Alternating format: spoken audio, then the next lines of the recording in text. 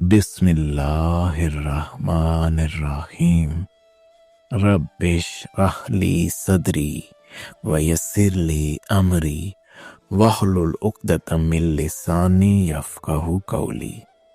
सल्लल्लाहु अला हबीबिही मुहम्मदिन व आलिहि वसल्लम।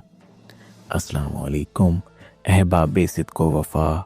उम्मीद करता हूँ आप खैरियत व आफ़ियत से होंगे और अल्लाह सुब्हाना ताला की कुर्बतों को समेट रहे होंगे।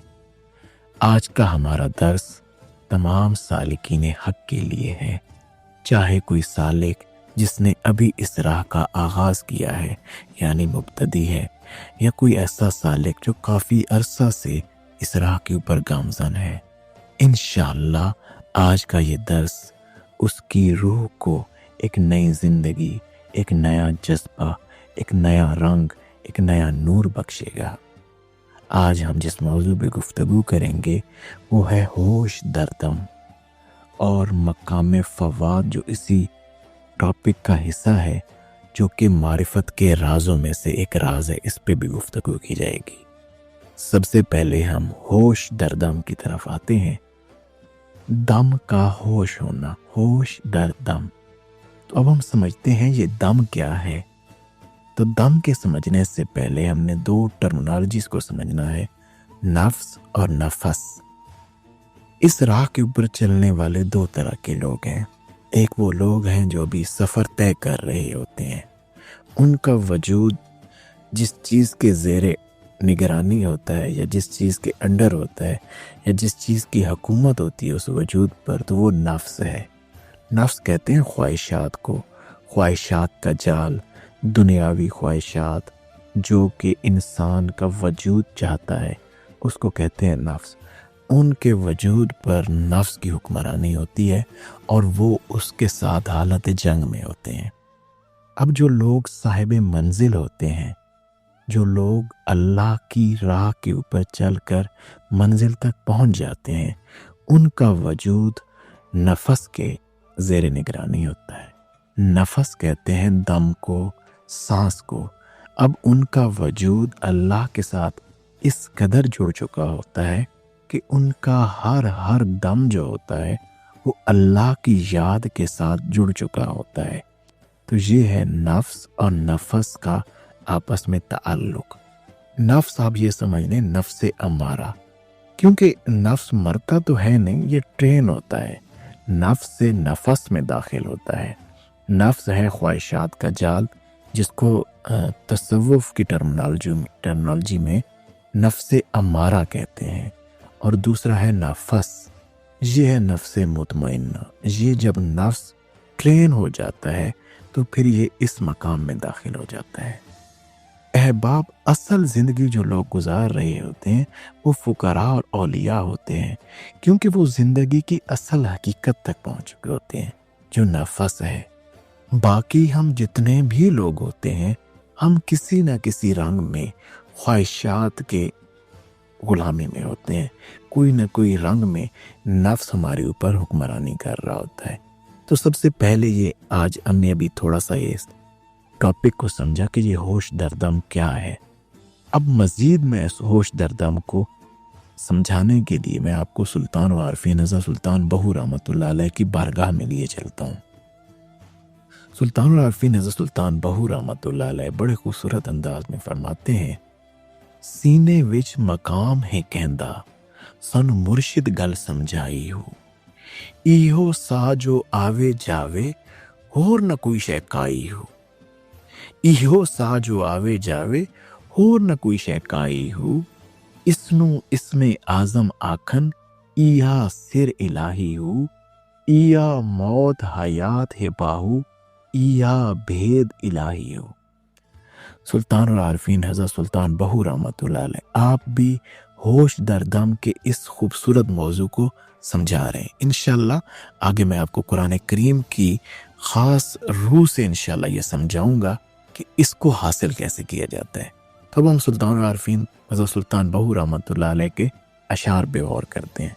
आपने फरमाया कि हमारे सीने में कोई एक ऐसा मकाम है, ये बड़ा ख़ास मकाम है, यानी कि वो हमें हमारे شیخ ہادی ہمارے استاد نے ہمیں سمجھا دیا. آپ فرماتے ہیں کہ اصل میں سینے میں یہ جو سانس آ جا رہا ہے، یہ جو دم چل رہا ہے، یہ جو نفس چل رہا ہے، اصل میں یہی سب کچھ ہے. ایہو ساج آوے جاوے ہور نہ کوئی شے کائی ہو. اس کے علاوہ کچھ اور ہے ہی نہیں جس کے ذریعے سے آپ اللہ کی معرفت حاصل کریں گے. کیوں؟ آپ کا یہ جو سانس آ جا رہا ہے، آپ کے دو وجود ہیں. ایک وجود ظاہری ہے جو آپ کا سامنے نظر آتا ہے، ایک آپ کا وجود باطنی ہے، وہ آپ کی روح ہے. ایک جسم ہے، ایک روح ہے. اب روح اور جسم کا جو تعلق جوڑ رہا ہے وہ اسی سانس کے ذریعے سے جوڑ رہا ہے. دیکھیں نا، آپ اس درمیان میں سے نفس، اس دم کو اگر آپ نکال دیں تو آپ کی زندگی ختم. روح آزاد ہو کے اپنے مقام کو لوٹ جائے گی اور جسم یہیں پہ اس دنیا کے اس عالم ناسود میں ڈھیر ہو جائے گا. ان کا تعلق ختم ہو جائے گا. روح اور آپ کے اس وجود ظاہری کو جو چیز جوڑتی ہے وہ ہے سانس، دم. اگر کوئی شخص دم کی حقیقت سمجھ لیتا ہے اور اس پہ کنٹرول پا لیتا ہے، اس کو اللہ کی یاد میں لگا لیتا ہے، اس کا ہوش حاصل کر لیتا ہے، اسنو اسم اعظم آکھن ایہا سر الہی ہو، پھر یہی آپ کا اسم اعظم بن جاتا ہے کہ اسی سانس کے ذریعے سے ہی اللہ آپ کے اوپر بے پناہ مہربانی کر دیتا ہے. اور اسی کے ذریعے سے آپ کے اندر کے راز بھی کھلتے ہیں، جو انشاءاللہ میں آگے مقام فواد میں آپ کے ساتھ ایکسپلین کروں گا. پھر آپ کے اوپر اللہ کے راز بھی کھلتے ہیں. ایہا موت حیات ہے باہو، ایہا بھید الہی ہو. اگر آپ اس دم کی ہوش کو پا گئے ہیں تو آپ نے دائمی حیات حاصل کر لی. لیکن اگر آپ نے ساری زندگی اس ہوش در دم تک ہی نہیں پہنچے تو پھر آپ کا وجود بھی مرے گا اور آپ کی روح بھی ترقی نہیں کر پائے گی اور کچھ بھی معاملہ حاصل نہیں ہوگا. دیکھیں، آپ کو یہ چیز سمجھنی چاہیے کہ نفس کیا ہے. نفس دنیا ہے، دنیاوی خواہشات ہے. ہم نے اس سے نکل کر کس مقام تک پہنچنا ہے؟ نفس تک. ہم نے سانس تک پہنچنا ہے، جو سانس اللہ کی یاد کے ساتھ جڑ چکی ہو. کیا یہ خوبصورت بزرگوں نے فرمایا، چیز دنیا و لباس دنیا از خدا غافل شدن اے مولوی. فرماتے ہیں کہ یہ دنیا کیا ہے اور لباس دنیا کیا ہے؟ مولوی بات سمجھو، یہ اللہ سے غافل ہونا ہے. چیز دنیا از خدا غافل شدن نیکما شو و نکارا و فسند و زن. فرماتے ہیں کہ یہ دنیا کیا ہے؟ یہ اللہ سے غافل ہونا ہے. نفس کیا ہے؟ نفس یہی ہے جو چیز آپ کو اللہ سے غافل، ایسی خواہش جو آپ کو اللہ سے غافل کر رہی ہے. یہ جو گھر کی کمائی ہوئی چیزیں ہیں، یہ جو آپ کچھ کھا پی رہے ہیں، یہ سونا چاندی ہے، یہ آپ کی اولادیں ہیں، بیٹے بیٹھ گئے، یہ نہیں ہے دنیا، یہ نفس نہیں ہے. نفس اصل میں ہر وہ چیز ہے، ہر وہ چیز دنیا ہے جو آپ کو اللہ سے غافل کر رہی ہے. کیا خوبصورت سلطان و عارفین. اسی نقطہ کو کھولتے ہیں، مزید تھوڑا سا ایکسپلین کر دیتا ہوں. جو دم غافل سو دم کافر، سانو مرشد ایہا پڑھایا ہو. سنیا سخن گئیں کھل اکھی، چت مولا واللہیا ہو. کیتی جان حوالے رب دے، اسا ایسا عشق کمایا ہو. مرن تو اگے مر گئے باہو، تا مطلب نو پایا ہو. آپ یہی فرما رہے ہیں کہ اگر آپ اپنے اس دم کا، آپ اپنے اندر کے ذکر کا، پاس انفاس کا، یہ جو آپ کا ذکر چل رہا ہے، اس کا اگر آپ خیال نہیں رکھیں گے تو دیکھیں پھر تو آپ کا وہ دم ضائع ہو گیا، وہ موت اس کی ہو گئی دم کی. آپ کو مرشد یہی بات سمجھائے گا. سنیا سخن، جب انسان کو یہ چیز، اس کی حقیقت کھلتی ہے تو پھر اندر سے وہ حقیقت کھلتی ہے جس سے اللہ کی طرف سے کچھ خاص عنایات ہوتی ہیں. پھر آپ کا لگاؤ بھی اللہ کی طرف ہوتا ہے. پھر آپ حقیقتاً اپنی جان اللہ کے حوالے کر دیتے ہیں. آپ کو عشق ہو جاتا ہے نا اللہ سے. پھر آپ مرنے سے پہلے مر جاتے ہیں. نفس مر جاتا ہے اور نفس کا مقام حاصل ہو جاتا ہے. خواہشات مر جاتی ہیں، خواہشات کی جگہ وہ دم، وہ اللہ کی یاد سے جڑا ہوا سانس آپ پا لیتے ہیں. اچھا، اب ہم وہ خاص بات کرتے ہیں کہ قرآن کریم کی کے اندر اللہ سبحانہ تعالیٰ نے بھی تو آخر کچھ ہم یہ جو باتیں کر رہے ہیں کیا یہ باہر سے آ گئی ہیں یا کیا ہماری اپنی جنریٹ شدہ ہے؟ نہیں، اللہ بھی انہی باتوں کی تلقین فرما رہا ہے۔ یہ جو بزرگوں کی تعلیمات ہیں یہ قرآن کریم سے ایکسٹریکٹ ہیں، قرآن کریم سے ہی دی گئی ہیں، بس ہمیں نہ سمجھ نہیں ہے۔ ہم قرآن کریم پر جب غور و تدبر کریں گے تو ہمیں یہ ساری چیزیں قرآن میں ہی بھی نظر آئیں گی اور قرآن سے مزید ہمیں اس کی حقیقتیں کھلیں گی۔ اب قرآن کریم میں سورہ اسراء آیت نمبر 36 بڑی خوبصورت انداز میں اللہ تعالیٰ ہمیں کیسے یہ چیز سکھاتا ہے، وَلَا تَقْفُ مَا لَيْسَ لَكَ بِهِ علم۔ اللہ کہتا ہے کہ اگر تم ہوش دردم کی حقیقت تک پہنچنا چاہتے ہو تو کسی بھی ایسی چیز کے پیچھے نہ پڑو جس کا تمہیں علم نہیں۔ لوگوں کے پیچھے نہ پڑو، لاجانی چیزوں کے پیچھے نہ پڑو، ایسی چیزوں میں اپنے آپ کو کھپاؤ مت جس کا بھی تمہیں علم نہیں ہے۔ بڑے بڑے سٹیجز کی باتیں نہ کرو، مقاموں کی باتیں نہ کرو، تم یار اپنی بات کرو، تم اپنی ذات کی طرف توجہ کرو، اپنے اوپر نگاہ کرو، ارد گرد میں بھی کیا ہو رہا ہے چھوڑ دو اس بات کو۔ وَلَا تَقْفُ مَا لَيْسَ لَكَ بِهِ علم، بھئی تمہیں جس چیز کا علم نہیں ہے اسے چھوڑ دو۔ کیوں چھوڑ دو؟ اب آتی ہے یہ ہوش دردم کی بات۔ ان السمع والبصر والفؤاد، اب یہ وہ لفظ آیا جس کا میں نے پیچھے عرض کیا، ان السمع والبصر والفؤاد کل اولئک کان عنہ مسئولا۔ اب کیا اللہ تعالیٰ فرما رہے ہیں کہ یقیناً کانوں سماعت کے بارے میں، تمہاری نگاہ بصر کے بارے میں، فواد یہ تمہارے قلب کے اندر ایک اللہ نے معرفت کا سمندر رکھا ہے جس کو فواد کہتے ہیں۔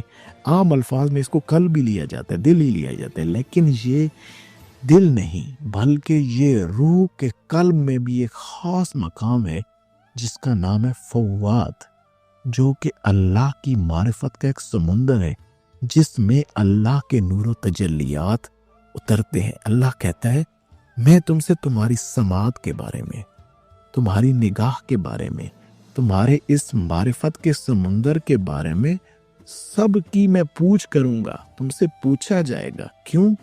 تم نے ان کا ہوش کیوں نہیں رکھا؟ پوچھنے کا کیا مطلب ہوتا ہے کہ انسان سے اسی چیز کی پوچھ کی جاتی ہے نا جو اس کی ہوتی ہے، جس کا انسان نے نگہبان ہونا ہوتا ہے۔ تو یہ اصل میں ہوش کی بات کی جا رہی ہے۔ اب ہوش دردم یعنی کہ انسان کو نفس کی حقیقت کیسے حاصل ہوتی ہے؟ جب وہ اپنی نگاہ دوسروں سے ہٹا لیتا ہے، لاجانی علموں سے، ارد گرد کے معاملات سے، ان چیزوں سے ہٹتا ہے اور اپنی توجہ اپنی ذات اور اللہ کی طرف کرتا ہے اور پھر اپنی سماعت کی حفاظت کرتا ہے۔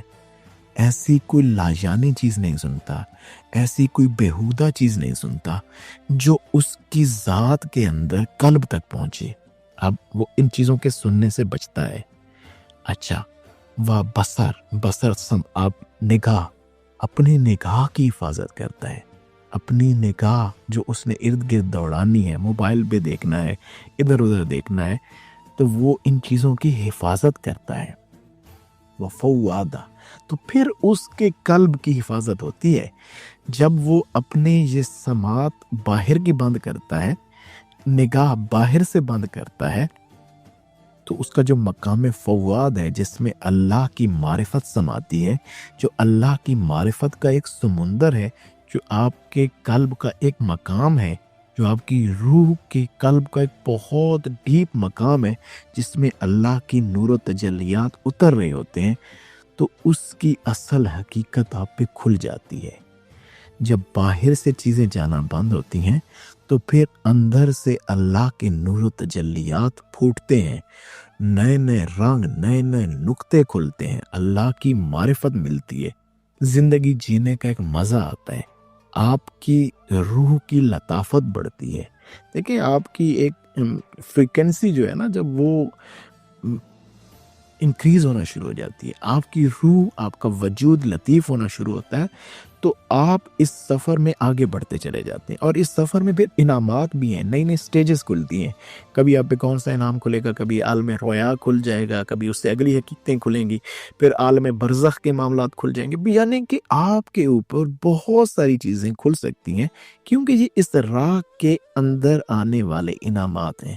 تو ہونا تو انہوں نے ہے، لیکن اس سے پہلے کیا ہے، آپ نے دوسروں سے نگاہ ہٹانی ہے۔ اللہ نے بڑے خوبصورت انداز میں شروع کیا کہ آپ نے بھائی جس چیز کا علم نہیں ہے اس کے پیچھے پڑھو ہی نہیں، تمہارا جس چیز میں کام نہیں ہے تم کیوں لا یعنی دوسروں کے پیچھے لگے ہو، دوسری خام خواہ باتوں میں الجھے ہو، یہ ہے وہ ہے فلاں، تمہارا ان چیزوں کے ساتھ کوئی تعلق نہیں۔ تم اپنی سماعتوں کی حفاظت کرو، تم اپنی نگاہ کی حفاظت کرو، تم اپنے اس فواد مقام فواد کی حفاظت کرو، کیونکہ بھائی میں نے اس کے متعلق پوچھنا ہے۔ تم ان چیزوں کا ہوش رکھو، ان کا ہوش رکھو گے تو تبھی خواہشات میں سے نکل کر کہاں پہنچو گے؟ پھر نفس کے مقام میں پہنچو گے، اور پھر جب نفس کے مقام میں انسان پہنچ جاتا ہے تو پھر بزرگ وہاں پر بڑا خوبصورت فرماتے ہیں، ندانم چے فسوں کردہ، ندانم چے فسوں کردہ کہ می بینم، ندانم چے فسوں کردہ کہ می بینم، زماں زماں بتو مائل، نفس نفس مشتاق۔ واہ کیا بات ہے، دوبارہ سے سنیے، مزہ لیجیے۔ ندانم چے فسوں کردہ، ندانم چے فسوں کردہ کہ می بینم، زماں زماں بدو مائل، نفس نفس مشتاق۔ پھر اب یہاں پر جب انسان کو مقام نفس حاصل ہوتا ہے، جب انسان کے وجود سے خواہشات مٹتی ہیں اور اس کا وجود کا ایک ایک سانس اللہ کے ساتھ جڑ جاتا ہے، پہلے تو یہ شعوری کوشش سے ہو رہا تھا، پہلے انسان اپنی شعوری کوشش سے یہ چیزیں کر رہا تھا، کرنے کی کوشش میں لگا رہتا ہے، کیونکہ آپ سفر میں ہوتے ہیں نا۔